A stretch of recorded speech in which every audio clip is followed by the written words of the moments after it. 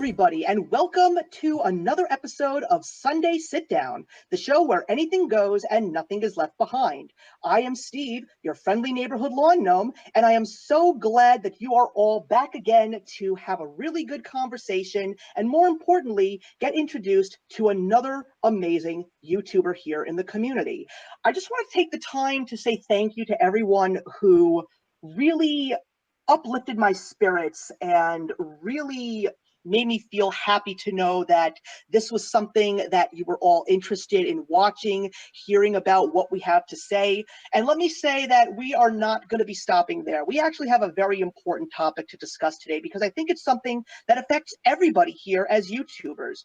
As you all know, in February, YouTube made a drastic change in regards to the partnership program and monetization of videos. And a lot of people who are still trying to find their place and trying to find their niche here in the community, they felt lost, they felt discouraged, and some of them were even thinking about wondering why bother. Well, I'm here to tell you guys today that you should still be doing what you love to do here, especially if it makes you happy.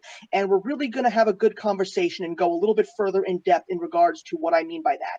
But before we get into that, I have to introduce my guest today. She is a small booktuber, so there's no reason why I shouldn't bring someone who really understands this matter up front.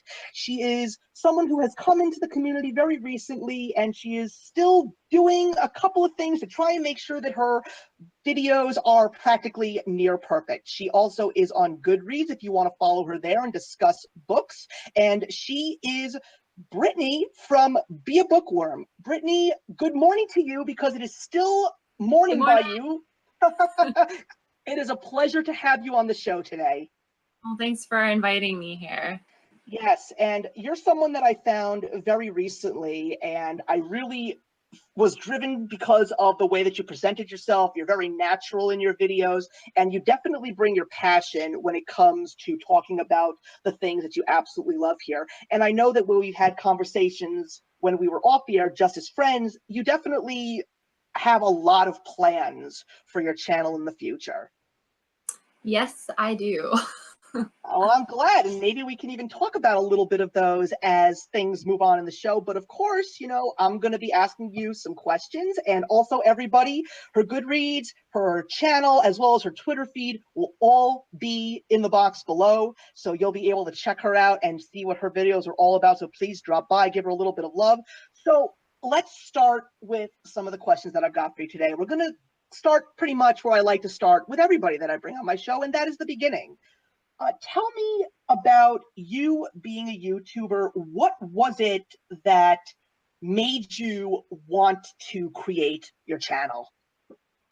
There are a few things that made me want to create my channel. Obviously, my love for reading. I actually came over from Goodreads, and I frequently write reviews on Goodreads, but also I find that it's sometimes hard to just by writing reviews to show people how excited you are about a book. So I thought that doing videos and seeing a different side of somebody and them being able to see my personality a little bit more, it might be a little bit more fun, and just to be able to connect with people like at an entirely different level. So that was one of the reasons why I started my YouTube channel. And also because I had a lot of like cool ideas. Like I'm always watching booktube videos and tag videos and stuff like that. And I was like, hey, I have some like cool ideas that I think might be fun that I can kind of, you know, contribute to the community a little bit. So.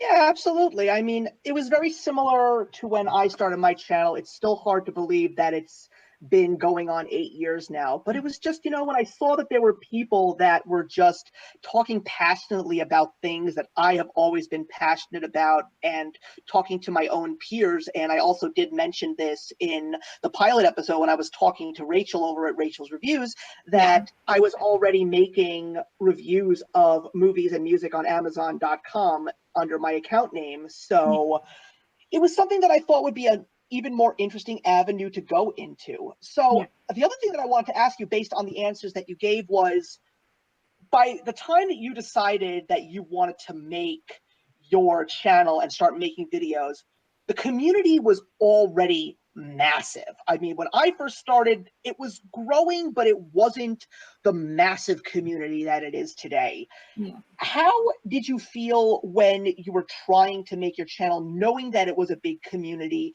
Did you find any hesitation in regards to it because you were wondering if anyone was even going to see your channel, or because of the fact that it was something that had been done so many different times before, did you feel any discouragement or any intimidation about it? I totally did.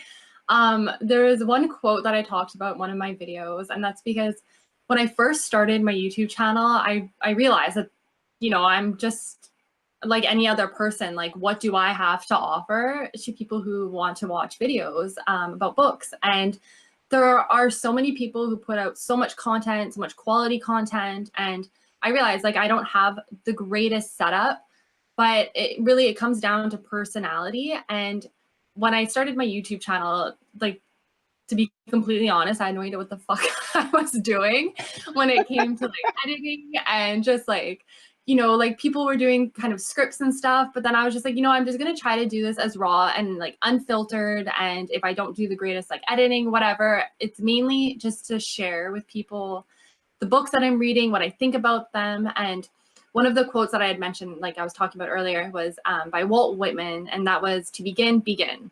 Because I think that it's so easy for people to get caught up and be like, where do I begin? Like, do I need to have some sort of like complete checklist to follow? And I think sometimes you just need to go into it. Even if you screw up, you just learn from it.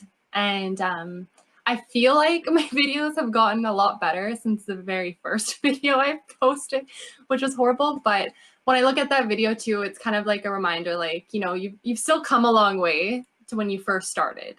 So Yeah, truer words were never spoken. I totally agree with you in regards to your first video, because I love how I watch so many YouTubers in the community today, and how some of them say, my first video is up on my channel, and then they go, please don't watch that video. You know, yeah, or there are just some people that actually just delete half their content from the earlier stages in their YouTube careers. And I personally am against that. I mean, look, do me, as you will, you know? yeah. I mean, Do too, as you will. I think it's so important that people, like the bigger YouTubers, you keep those first videos, because to me, I find them inspiring and encouraging, especially for other people who are just starting out to YouTube, because it kind of shows you like, hey, they weren't perfect when they first started either. And I think that it's important that people leave those videos up. Like, the reality is, nobody, unless you have a production team, nobody's going to put out their first video as being some, like, you know what I mean, Warner Bros. Quality, like, you know what I mean? So I think it's important that people leave those videos up. And I think it's encouraging for newer booktubers to see where those people started from too. Nothing's Yeah. going to be perfect. Yeah, I totally agree with you. And I feel that it's also a great way to really get an insight as to what those people were like when they first started making those channels. Because I've had so many conversations with fellow YouTubers, and they talk about how some of the biggest names in YouTube, how these days some of them feel extremely unrelatable. So Mm-hmm. sometimes it's awesome to go back to those older videos if they can be found, just to see that even though these people are such big names in the community, they're still very much just like you and me.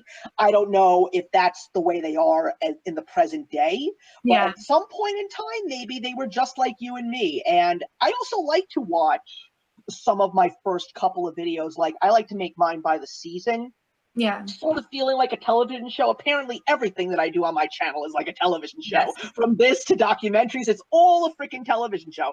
You'll see there will be a Netflix channel of the Lawn Gnome maybe in the next 20 years. Who knows? And that also depends if Netflix even exists. But no, it's like I watched my older videos, and it is so weird how I watch myself, and I'm just like saying to myself, wow, you really had so much to work on. And it's so funny because I was actually taking notes and I had some kind of a script. And I actually told you that I had a friend who was a professional editor that was editing the first year's worth of my videos until he had no time and I had to take the helm myself. So it's crazy sometimes, but at the same time, you feel accomplished and you feel proud, even if your stuff isn't perfect, as long as you appreciate your presence and as well as your audience appreciates your presence as well. That's really something that makes it all worthwhile. That's the way I feel about it. Yeah, well, and that's the thing too. It's like when you watch these people who've put out hundreds of videos and you kind of go back to when they first started, you kind of get to follow their journey and see their confidence level go up and their public kind of speaking and stuff like that. So I think it's, yeah, it's definitely important to leave those videos up for people. Yeah, absolutely. So let's go into the next question, and that's going to be an interesting one. I really am excited to hear what you have to say. Okay. Yeah, exactly. No, there's no reason why we can't have dramatics in this place. This is a free speech zone, everybody. Yeah, sound effects. We can add those Who Wants to Be a Millionaire sound effects in here. Yeah, right.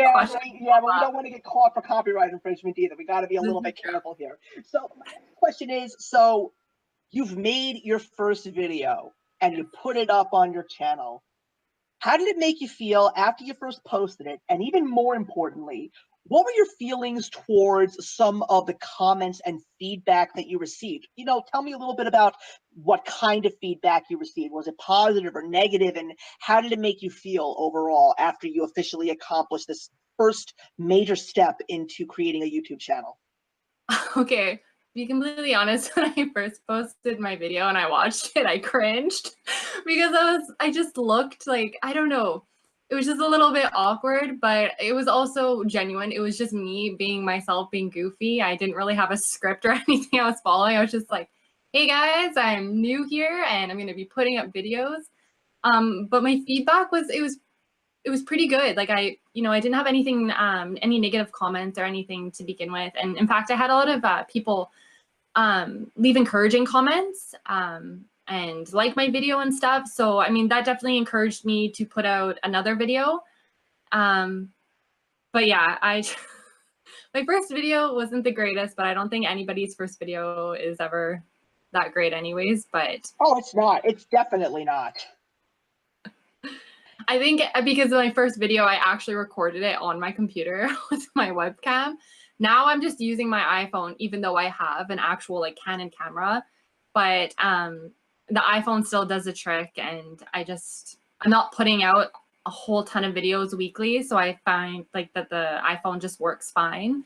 But yeah, the webcam wasn't the greatest choice to go with for my first video. Listen, you'd be surprised with how many YouTubers, especially big name YouTubers, particularly in the booktube community. I remembered when I was watching a video from a very big name, Joss from Squibbles Reads, and very recently she did this one video where she was just giving everybody an update on life in general. Yeah. And towards the very end of the video, she just lets it out. Like, she doesn't build it up or anything. She just says, I film all my videos on my iPhone. I read some of the comments, like the comments flipped out. Like everybody couldn't believe that such a good quality video could be made with one of the most simplest pieces of technology that we have today. I mean, when I first made my first two videos, I recorded on my Android phone. It was a model that doesn't even exist anymore. It was the HTC actually, Incredible. It was the first smartphone that I ever owned, and that technology blew my mind. And I didn't have a camera, so I just used the camera on that cell phone, and it wasn't the greatest of quality. And I still remember watching my old video. I just recently got a comment on my first video, and it was a nice comment. You know, someone was saying it was really cool to see your humble beginnings, but I just remember the video. I was saying, what am I going to talk about on this channel? I think I even told the people that were watching that I would be willing to talk about alcohol. Oh my God. Just anything. I think the problem I have with videos is the intro, the outro. Yeah. I never know how to start a video. I'm like, hey guys. I'm like, as soon as I look at it and I'm like editing my footage, I'm like, why did I talk like that? I don't know. I don't know how to start a video to make it seem so genuine. I mean, usually when I meet up with friends, that's how I am. I'm kind of dorky like that. I'm like, hey. But yeah, I find that intros and outros are definitely a little bit of a hit or miss with me. Yeah, But because my old videos, that was fun because I see a lot of very creative and sometimes even simple intros and outros. Like I hear everything from the basic, like, hi, what's up, hello, or hello, BookTube community, or just a simple hello from anybody. But when I first started making my videos, I wanted to have like really weird pop culture referencing quotes. Mhm. I just felt that that would be something that would really stand out. And it was going very well. As a matter of fact, I even got comments of people basically saying, I love that intro, because it's true. It's like if you can't get someone interested in the first 5 seconds of your video, then there's a very good chance that no one's going to watch that video. So I agree with you. You got to be engaging right off the bat. You even sometimes may have to throw something of shock value, you know, Yeah. family friendly shock value. It does exist. It does exist. Yeah. But you do. You have to try and get them right out the gate, because other than that, you have no idea what the future is going to bring in regards to who's going to be watching your videos. So when I decided a couple years later, I'm just going to add a clip from a movie that I'm reviewing right before I start the review, but not necessarily like a famous line, something that's actually going to fit in with the theme. Like Yeah. when I start, like when I say, hello, everybody, the lawn gnome is here, I have a clip that basically says, who the hell are you? Like, that's just funny. Yeah. It's funny and it matches your personality. And I think that's what I have to kind of find is something to insert so people kind of get a little blip of my personality to begin with. But yeah. You don't. Well, that's one thing that you definitely do not lack in. You have excellent personality. I mean, I love your videos because I find them very informal, but at the same time, very genuine. And I like the fact that you have a lot more of a casual sense rather than someone who's got like all the fancy lights and just like basically is saying in their inner mind, like, oh my God, I had to stick to the script. I cannot screw this up. Like one of my favorite videos, and I think that was one of the main reasons why I kept coming back to your channel, was when you were doing an unboxing and you just threw up the box and you said, I have a box of books. I was like, that's hysterical. I like that. Oh my God, right to the point. That's hilarious. No, that Yeah, that was funny. I try to express my personality and kind of yeah, have it reflect in my videos as much as possible, which is a big reason why I use a lot of GIFs in my videos. If you haven't noticed, I feel like GIFs are just great for just expressing yourself, and I feel like they really match my personality, so I love throwing those into my videos a lot. But yeah. I also like that you're also very honest, because another one of your videos that I really like was hello and welcome to my channel, and you like go right up to the camera and so the channel that not everybody knows about. I was like, that's really like, she's really looking for an audience here. Like she really wants people to see a true genuine face here in the community. And I guess that's one of the main reasons why I absolutely appreciated your work, and that's why I immediately subscribed after seeing like one or two videos of yours, and I just said to myself, this woman wants to go places. She definitely needs some encouragement and a helping hand. Well, thank you. And thank you for watching my videos. Well, you I'm may not not, make many all the time, but I'm always excited to see a new one when it pops up. And I'm just hoping that something like this that we're doing right now will encourage you to make more videos, especially since we have some people watching us. yes. Well, even like to this day, I mean, when I got my first kind of like subscriber, to me, that was just like, somebody wants to watch me. Like I was just like over the moon, like super happy. But yeah, like I mean, 119 is super small, but like to me, that's a lot of people. That's like enough for like 2 classrooms, and I'm just like, I'm still like very appreciative, and I hope that people stick around and they continue watching my videos. So Well, we'll see what happens. You know, that's one of the few things about YouTube that no one can ever be certain of. There's unpredictability here, there's unpredictability everywhere. But the next question that I wanted to ask you was something that we actually talked about when we first talked in the Google Hangouts. okay. You're a very, very busy person. That's one of Yes. the few things that you have said to me specifically. So my question is, with your busy life, And knowing that you have an appreciation and a passion for bringing your hobbies and interests to your channel, how do you try and find that happy medium and balance between the YouTube life and your real life? To be completely honest, I have no balance in any of them. I'm still trying to figure it out. I work 9 to 5. I have a boyfriend. I see my friends and stuff, but also it's still important to me that I write reviews and I'm active on Goodreads. To me, that's a community that, you know, I consider them all to be my friends, and I get excited to put out reviews and to put out videos. And although I might not put out as many videos, I put out a lot of reviews, but I'm also very picky about what I put out. And I might not put out a video for a month or a review for a few weeks. And it's not because I'm being lazy or yes, I'm busy, but I'm also picky about what I put out. I never want to put out crap. You know what I mean? I've recorded 3 videos before and I've watched them and I'm just like, this is total poop. I'm not putting this out there. Like, I don't want to put myself up there. Like, so sometimes I'm just like, forget it. I'm not going to put out a video. I mean, if people unsubscribe or they think that I'm just not being active, it's okay. Maybe they'll come crawling back later on. Who knows? But I'm picky about the quality of the videos and the reviews that I put out. But I'm still struggling to find a balance. And I mean, you've given me good suggestions about as far as recording multiple videos. And I think that was a huge problem that I was doing when I first started, was every weekend I was recording a video and editing it the same day.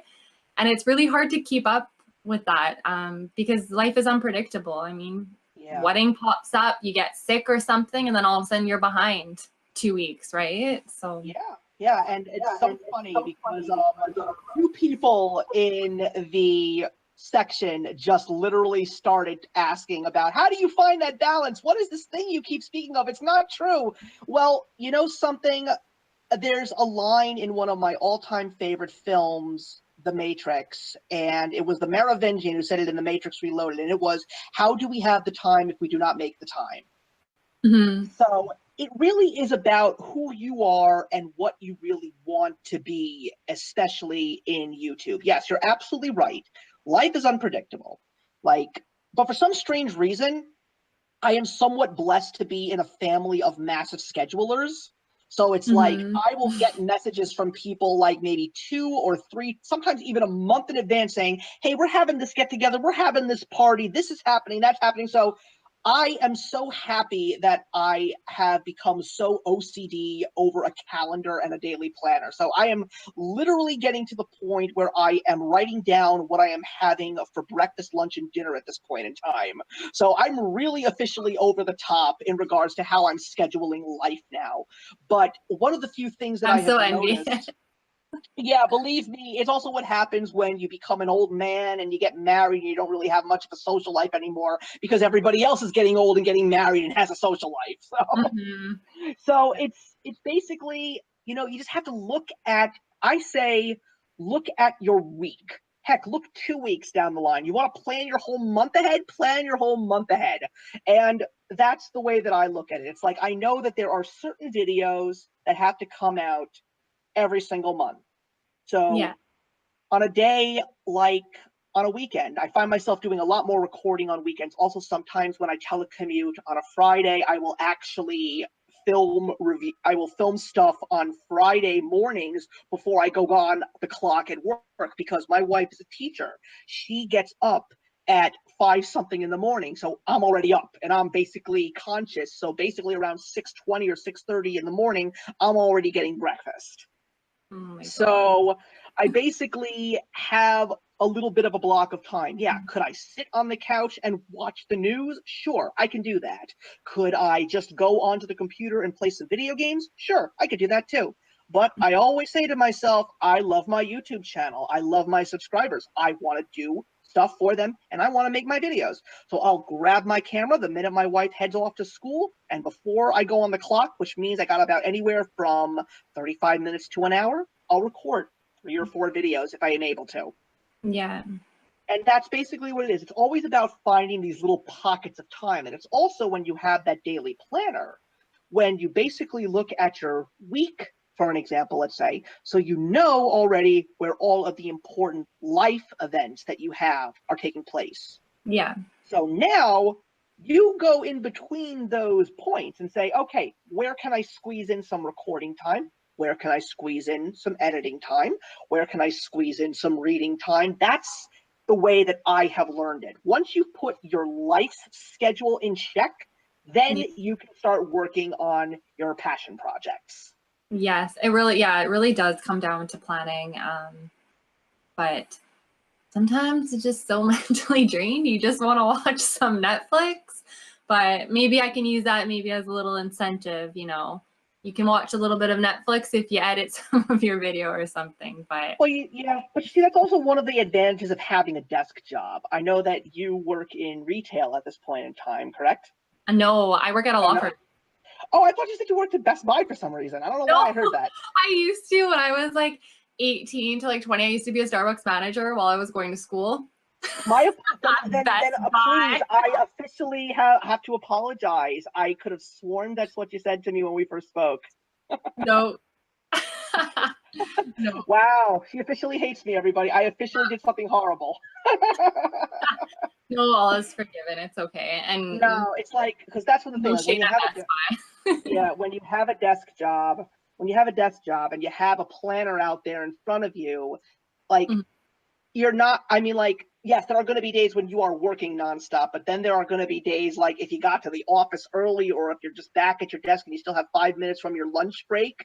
I mean, that's what I basically say. Okay, what do I want to do outside of my job and outside of life? Like, okay, I have this appointment, that appointment. You know what? I'm gonna film right here.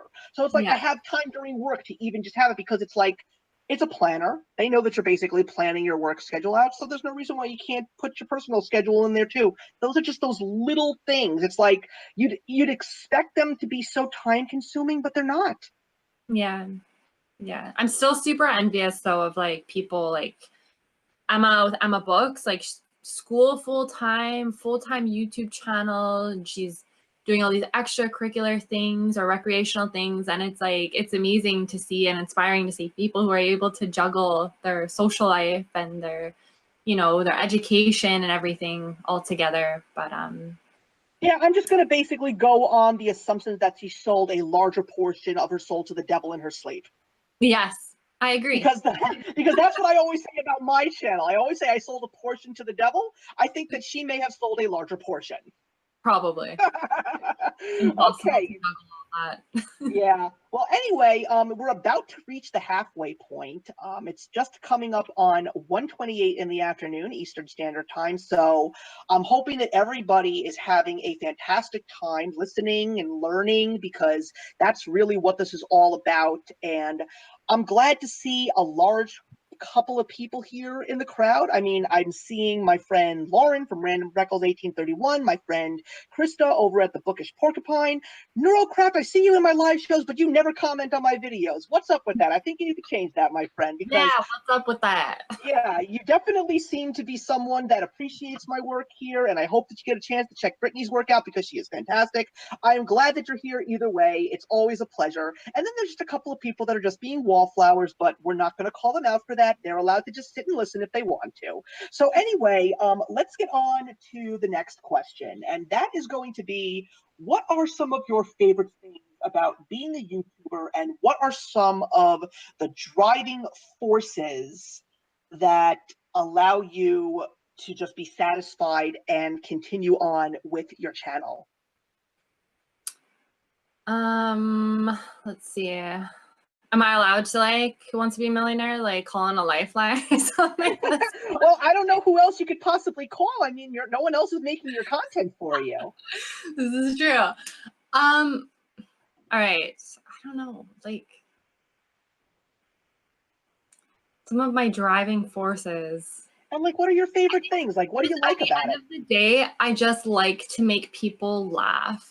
I think nothing brings me more joy than making somebody laugh. And yes, I don't get to witness the person laughing, but anytime someone leaves a comment saying like, this was hilarious, or even on any of my reviews, and they're just like, I love all of these gifts you included, like it literally makes my day. Like I'm beaming the whole day anytime I just learn that somebody's laughed because of a video I put out or a comment or, so yeah, I think that's probably one of like my main driving forces behind my videos.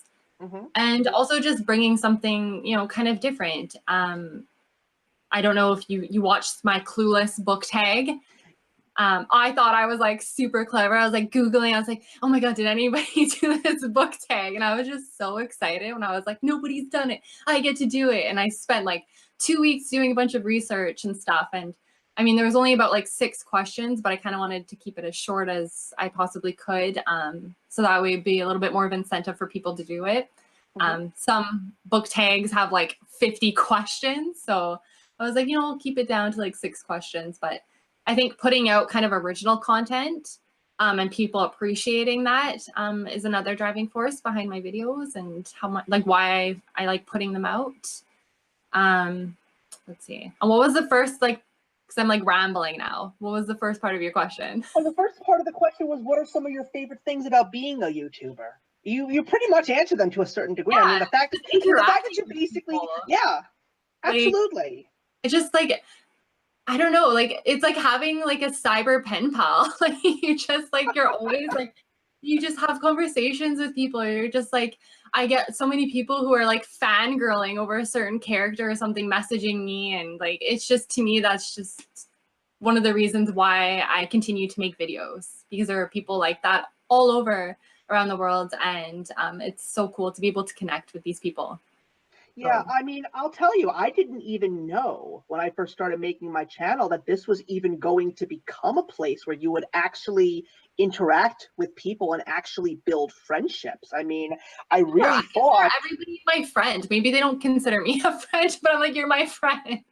Well, you know that famous line, a stranger is just a friend you haven't met yet. Yeah, exactly. Like, I swear, I'm like, some people on my Goodreads, I like talk to them more than my friends in real life. Like, and they're always messaging me like, hey, how are you doing? I hope your weekend is going good and stuff. So yeah, it's a cool community to be a part of. And yes, I can't disagree, because it's so weird, because one of the things that I've noticed, especially when it comes to a lot of people, particularly in the booktube community, a lot of them make these channels because they don't have anyone to discuss books with. Now, I always had people to discuss everything and anything pop culture with. I had friends to discuss video games, movies, music, you know, books, everything. Everybody I had in my life was interested in something that I was interested in. And I'm a jack of all trades. I even like to talk about cooking. I like to talk about sports. I'm into all of that stuff. I even like to talk about, you know, politics and business and stuff like that. I love to talk about everything and anything. So yeah. I guess the reason why I was driven was because I was more about putting out my opinion. Yeah. Everybody's diverse in regards to how they think, except for a couple of people that are firm believers in groupthink, but we're not going to go into that today, everybody. I'm sorry. But I feel that when I was putting my voice out there, that was when I suddenly realized there were people that actually were interested in what you had to say. And that was when I suddenly realized that there were people that were actually coming together, having live shows with each other at the beginning of the live streaming through Google. That was when I started realizing that there were really friendships being built here. And that was absolutely insane to me, because I remember when the internet was something that I was finally allowed to use, and my parents were always saying, like, don't trust anyone. You have no idea who is on the receiving end of that screen name. You have no idea who you might be talking to. Everybody is not who they seem. But the funny thing is, social media has evolved in such a way where you actually know almost 99% of the time who you're talking to, because you see pictures, you see people actually on screen now on YouTube. So people who you're talking to, you may not know them entirely, because while they may bring one piece of their personality to their videos, there's so much more layers to them outside. And that's another reason why I love this relationship building here, because when you actually become friends with someone through YouTube, you learn so much more about them than just what they present to their subscribers on their channel. I think that that's very powerful. Yeah. Well, I think that's one of the reasons why I did the get to know me tag, even though one freaking person disliked it. And I'm like, who are you? Do you not like me? But anyways, it was funny. But that's one of the reasons why I did the video, because I'm doing kind of book related videos and I'm like, yeah, you're seeing a little bit of my personality, but maybe like there's more to me than just that. Like I do ballet in my spare time. Like I was talking to you earlier before we started the live show. I was like, I collect Starbucks cards. Like who would have thought? I play Magic the Gathering. Like I'm sure a lot of people wouldn't have guessed that about me, right? So yeah, absolutely. And a lot of people don't even realize that I am so interested in cooking because, you know, I look like a schlump half the time, but my goodness, it's just like any other art form, because that's another reason why I love what I talk about on my channel. It's all about art, you know, music is art, movies are art, whether you want to believe it or not. And I feel that when it comes to cooking, it's just another blank canvas that you have to paint on. And I think that that's really fascinating to me. Plus, diners, drive-ins, and dives is my guilty pleasure. oh my God, guys. Oh my God. I cannot lie. Oh my goodness, we have a Magic the Gathering fan in the chat. Oh, do we? Porcupine. She just did a live show with me last week. She is a fan. So there you go. You now have something to bond with someone brand new. Whoever you are, we're gonna connect. Krista is fantastic. Just give her a couple of days. She's actually getting married next weekend, so just give her some time. Congrats! That's awesome. Yeah, a St. Patrick's Day wedding. How fantastic! Lots of beer. Nope, not by her. Not by her. Nope, nope. No green beer. You know, I've seen green bagels too. That is one of the weirdest things that I've ever experienced. It's to a whole other level. It's like, why? The whole pumpkin spice thing. Like, yeah, beer is definitely well. If you like to talk about beer, I'll talk about beer with you. I'm a huge beer guy, but whatever. Anyway, here's another question that I wanted to talk to you about, and we kind of touched upon it, but I really want to go a little bit deeper here. How do you feel about communicating with others here? Let's go a little bit deeper into that. I think that that'll be interesting. Communicating. Well, for the most part, I feel pretty comfortable communicating with people. I definitely notice a lot of clicks within the community too.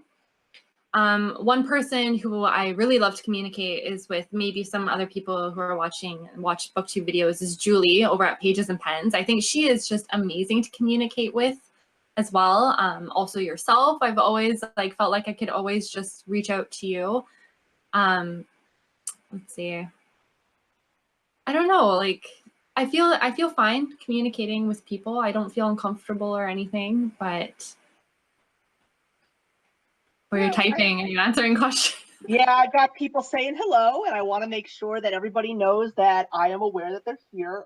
Cammy from Tammys Corner just showed up. She is going to be working with me on the next Versus episode. Very excited about that. Yeah, it's going to be a very interesting one. But yeah, it was weird at the beginning when it came to communicating with others. It was weird when I created such a friendship with a specific YouTuber that I actually felt very uncomfortable when I asked that person to be friends on Facebook.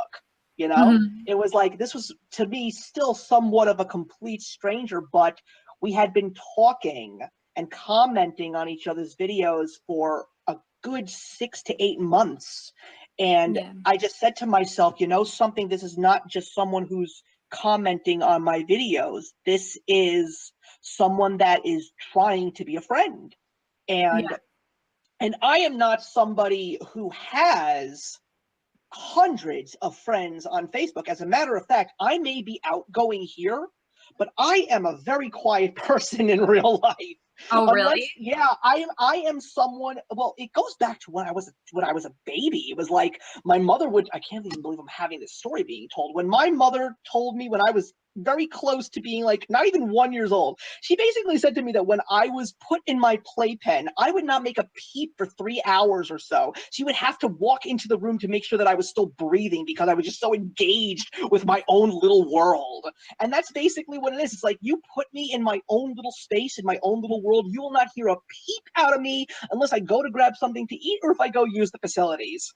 See, I'm weird. Like, I'm a quiet person if I've just kind of met somebody, but I'm also quiet because I don't know like what kind of like boundaries that person has set. Like, Yeah, I have a I really agree. weird sense of humor and stuff. And so sometimes, like, I'll give you an actually really funny example. I was talking to my boyfriend about this. I went to the Lorde concert on Thursday with my friend, and she invited some of her friends. And one of the girls that I went with, I went to school with her. I wasn't really close with her or anything, but I wasn't uncomfortable really being around her. And we took the SkyTrain home together. And we were just talking and stuff on the SkyTrain, and it was super crowded after the concert. And there was these guys holding on to the bar and whatnot, kind of like listening in a little bit. And we're just talking, and I don't know how it got brought up, but we were talking about the year that we graduated. And I was like to her, I was like, yeah, it was crazy, whatever, like 2009. And she's like, no, 2008. And I'm like, oh, aren't you the same age as me? She's like, yeah. And then she's like, oh, it's 2009. And I put my hand on her as a joke. I was like, did you even graduate? But it was like a complete joke. And she just kind of looked at me, but then she started laughing. And then I was just like, oh my God, I'm like, I'm not really like close with her. Like, what if she thinks I was being like completely rude or something? But I'm just like, I have like kind of an unfiltered I don't know, personality when it comes to joking around and an odd sense of humor. But she was like totally fine laughing. And then the guys who were listening in turned around and they started laughing. And I was like, oh.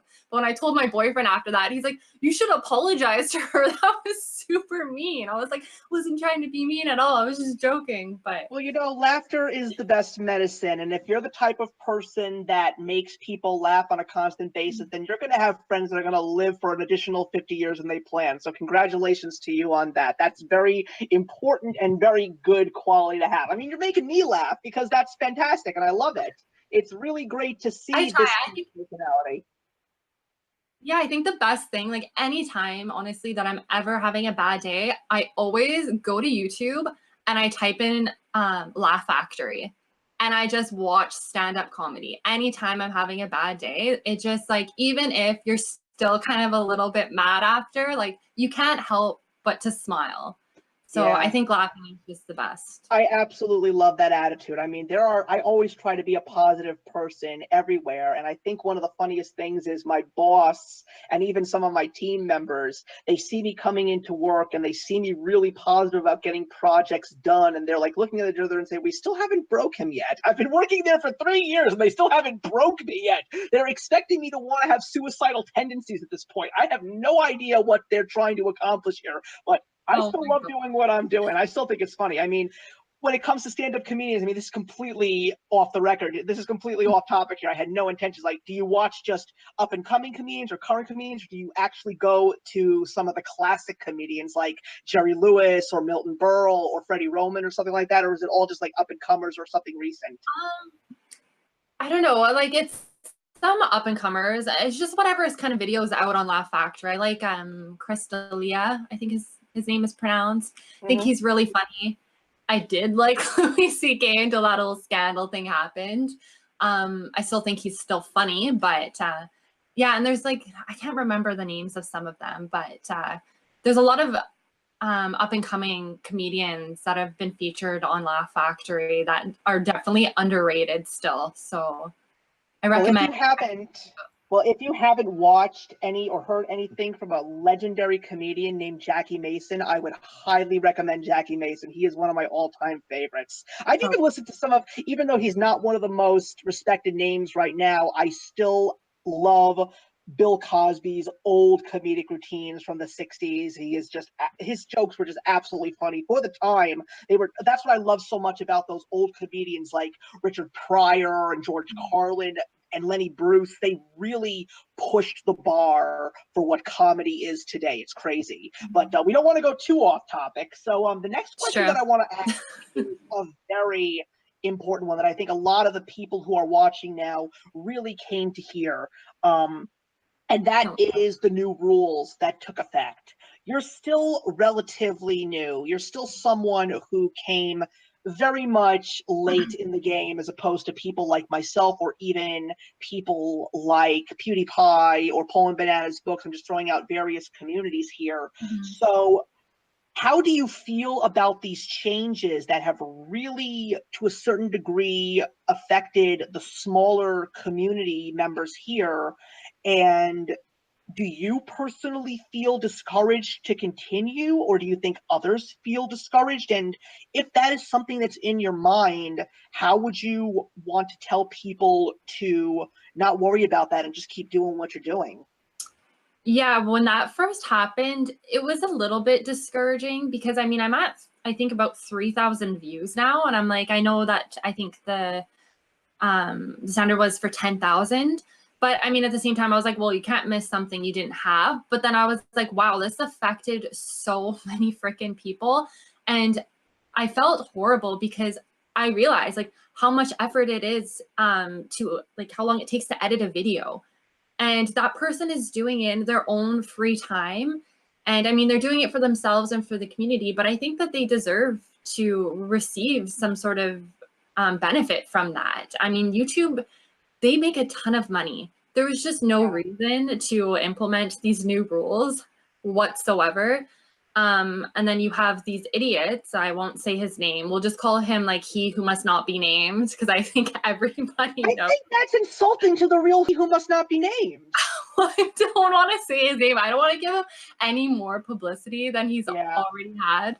But I just like I think it's horrible that these people are the ones that YouTube is really getting behind, and you have a lot of smaller YouTubers and even some bigger YouTubers that were kind of affected by this. And yeah, I think it definitely I think it's horrible, but I think we really need to come together. And even though I'm not, it doesn't affect me, I'm totally 100% here to support people and use my voice and advocate for YouTube to kind of amend and revise some of these changes because I just don't think that it's acceptable. I think that they make more than enough money, and I don't think it hurts them to pay somebody the little bit that they deserve for spending hours upon hours editing a video and putting it onto their site. I mean, there's so many new sites like Twitch, like people can go over there. What incentive is YouTube giving new YouTubers or current like YouTubers to stay? So I Yeah. think they have to think long term. Yeah, I agree. And that was one of the few things a couple of, I think it was maybe last year or maybe even the year before when I was doing my motivational moments. I remembered constantly watching a lot of people on YouTube, and a lot of them were smaller channels, and they were always saying, oh, I don't do this for the money. I don't monetize my videos, etc., etc. But I was always saying to myself, why aren't you monetizing your videos? Because think about it this way. You know how there's all these videos about book buying bans and DVD buying bans, about how everybody is out of money and can't invest in all of these things that make their channel's wheels continue to turn? Yeah. Well, you know something? Why are you spending a good chunk of your money on all of this stuff? Because you're excited to bring your attitude and your opinions about these things that you're purchasing to your YouTube viewers. Yeah. So why not gain reward from that? You've been spending all this money to go to your viewers and talk to them about these things. So don't you think that you should get a little bit of a reward for the hard work that you do? Yeah, well, exactly. I mean, like for me, I'm still like super appreciative that I'm like fortunate enough to receive ARCs of books. So I mean that kind of to me it balances out. Like I'm receiving a book for free that I probably would have bought and spent money on, but at the same time I don't get to monetize my videos because I don't have that many subscribers or the view count or now the watch time. But yeah, I definitely think for people who are consistently putting up videos and stuff, it's really discouraging, and they deserve something for putting the effort into these videos and putting them out there for people. But Yeah, I don't think many people care if somebody has one ad at the beginning of their video. Like, I mean, yeah. most people are kind of used to them anyways. It's everywhere on TV. It's just it doesn't make sense why. Well, you know what it also is? I also believe, now that I'm actually thinking about it, I didn't even put two and two together, so I appreciate the fact that I actually did ask you this question. They made YouTube Red, and Yeah. they made YouTube TV. And what's the point specifically of YouTube Red? To eliminate the advertisements. Mhm. So YouTube is unfortunately a business now. They put their business mentality hat on and they're running it like a business. Yeah. So, because of the fact that they've done this and now they have YouTube Red, so people don't watch the ads anymore, well, then how are these advertising companies going to make money on their ads? Mhm. Because these smaller YouTubers are not going to give us our money's worth. So Yeah. they're not helping us. We need to work with high quality people. And Yeah. that's one of the problems. I think that YouTube has made so many more mistakes in the last 2 to 3 years than they have had successes. And yet the crazy thing is, why am I still here? Well, I don't care about how much money I give to the Yeah. advertisers. I don't care about how much money YouTube makes, okay? This is not my full-time job. I haven't quit my day job. And I have no intentions to quit my day job. So as far as I'm concerned, these important things that they claim are important are only secondary to me. They're not important at all. My job is to just continue to work and communicate with other people and just get to meet more positive people and have these positive people meet each other and just have great conversations about everything and anything. That's the way that I look at it. And if I get a check from Google at the end of every single month or at the end of every single year, however it is, how much money anybody makes, then Yeah. yay. Yeah. Money well, investments well spent. And I think too, there's opportunities for other like ways to make money, like sponsorships as well. And I mean, even if you're not making the quota for the watch time, I mean, I think you have to have like a certain amount of subscribers and whatnot to be able to receive sponsorships, but at least you're able to do that and make money in another way. Because I know some people, they are making their YouTube, kind of their business or their full-time job. I wouldn't do that. I like just putting out videos for fun, and I have like a full-time job. But I mean, there are some really creative people out there that want to do this full-time. So, Right. but And the last question that I want to bring, because we're heading into the last 10 minutes of the show, is a okay. very personal one. And I really like to hear your attitude about it. And even if this is something that you have never thought about, especially when people have Q&A videos, I always like to ask this question because I think it gets them to think, and I always appreciate hearing honesty in Oh regards to no. this. Yeah. My question to you to finish this up is, in the long run, what is the legacy that you would like to leave on YouTube? Like when that day comes that you decide that I don't want to do YouTube anymore, I'm just going to turn the camera off. What do you want the people who have been following you, who have befriended you, what would you like them to remain with? If there's anything that they could take away from what you have done. Well, I think it goes back to what I said earlier, just a place where they can come and watch a video and laugh. I mean, there are so many videos that I've watched probably hundreds of times and I know it by heart, but I still go back to it because it makes me laugh. And I also like putting out reviews. I mean, there are like, I don't know if I'm not going to be able to articulate my thoughts as well as I'd like to, but there's so many books out there that people haven't reviewed or have talked about. And I hope that I'm able just to kind of spread a little bit of awareness about some underrated books or underrated authors. And I mean, to me, that's kind of my like legacy. I'm not trying to do anything that's going to be like super profound or anything, but at the end of the day, I hope people just come back and they're like, I kind of liked her videos. She makes me laugh and stuff. I liked her book reviews and whatnot. And I hope that maybe it will inspire future booktubers to use YouTube as a creative outlet. So Yeah, I really feel that that's what a lot of people should look at it as. I mean, especially going back to the whole rule changes, a Mhm. lot of people got into those really heated debates about how it's not about the money, yet people were frustrated about the fact that the monetization was no longer given to them in the partnership program if they didn't have a certain amount of watch time or a certain amount of subscribers. So I think to a certain degree, as negative as the impact was at some point, I feel that there was some positivity to be gained from it, because I really feel that it gave a lot of YouTubers, especially the smaller ones, to really take a step back and look inside and really get a perspective as to what they wanted their channel to be, I think it was just like, it's a little off topic, but I thought it was just so amazing when I went on Twitter and when this whole thing happened, how many, and I don't know if this was like for other communities within YouTube, but the booktube community was so strong to support each other through this. And everyone's like, do you have Yeah. a playlist? I'm just going to put people's videos and just watch them while I'm working or whatever and have it on mute. And just like, it was so cool to see people come together and just help each other and everyone that it affected. It was really cool to see. And I was like, this is a great community that I want to be a part of. So Yeah, it was absolutely incredible just to see the floodgates literally open up with love and encouragement and support. And thanks to all of that, I managed to find a whole new bunch of people, and it was same, yeah. crazy to act. And I didn't need that. That's one of the few things that I really wanted to let people understand.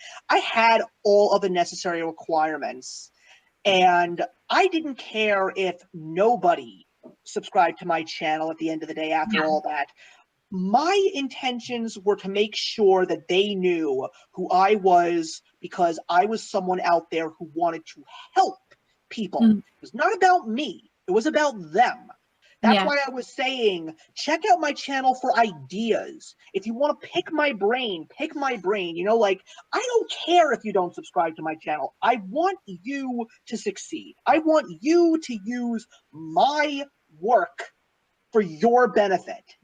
I don't know how people could twist that into being manipulative, or someone could twist it into this person's being self-centered. I don't know, but that's I the thought it way was that awesome that you did that, because there are a lot of bigger YouTubers that put out these videos and they're like, this is kind of like how I started YouTube and stuff. And it just doesn't seem as genuine, or they offer to help people and stuff, and then you never hear about it or anything. So it was really cool to that you even reached out to me and offered to help, because I mean, it's a pretty big community. Well, So I think about mean, it this way. Think about it this way, because I actually took the whole concept that everybody was using and I tried to reverse it, because I feel that while shout outs on social media are good, I don't believe they cover enough ground. You coming onto my channel, there's over almost 2,000 subscribers on this channel. 2,000 people, not 2,000, but almost 2,000 people now know who you are. mhm. Think about that. Do the math. It's quite crazy. I think that a show like this covers so much ground than just a shout out on Twitter. That's the way I look at it. Thing. Yes, and that's like one thing that like I don't understand when people do. I don't want anyone to just ever be like, hey, follow this person. So I liked that you're giving people the opportunity. Like, maybe people might be like, oh, she's dumb or something, but you get to see my personality a little bit, and like, this is who I am. And if you want to come check me out, I think that's super cool. If you don't, I respect that too. And I think that it's cool to feature people on these live shows. And it's like you said, it's so much more than just a shout out. You kind of get a little glimpse of the person and what they're like, and see if you like them, if you want to subscribe, or if you don't, Yeah, absolutely. And I'm even willing, if anybody ever wanted to interview me and ask me questions, I would love to do that too, because, yes, at the same time, there will be people from my channel watching you, but of course, there will be people on your channel watching me. But one of the few things that I would definitely make sure of is to advertise the living hell out of a possible interview on somebody else's channel, because then you Yeah. got almost 2,000 people going to a new channel. You see how the marketing works there. You know, I'm a marketing major in undergrad in college, so I'm taking a lot of business. I'm taking a lot of business perspectives in regards to doing these kinds of communications and live shows and helping other people grow. And that's one of the main reasons why I really like doing this kind of stuff. But anyway, it looks like we are running out of time. We're heading into the last minute, and that's pretty much where we're going to leave this today. Brittney, I want to say thank you so much for coming on the show today. I really had a great time talking to you and learning a little bit about you and really tackling some of these topics. Hopefully I didn't make anybody feel too awkward who's watching this. Well, if anything, they maybe not necessarily awkward, but definitely curious. But anyway, everybody, I just want to say thank you very much for taking the time to watch this episode of Sunday Sit Downs. Just remember that this show will be taken down and going back up at 7 a.m. Monday morning, because I'm going to add a nice little intro and outro. And I'm really looking forward to April, where we have another Sunday Sit Down with another amazing new topic, but more importantly, another great YouTuber to discuss it with. So thank you very much for watching, everybody, and I will see you in the next one. Hey, thank you so much for stopping by my channel today. If you're new here and want to see more of what my channel has to offer, please click on the link to my last video or hit that subscribe button to be kept up to date with all of my uploads. Content of all sorts is posted here quite often, so trust me, you do not want to fall behind. I will see you in the comments, and actions speak louder than words.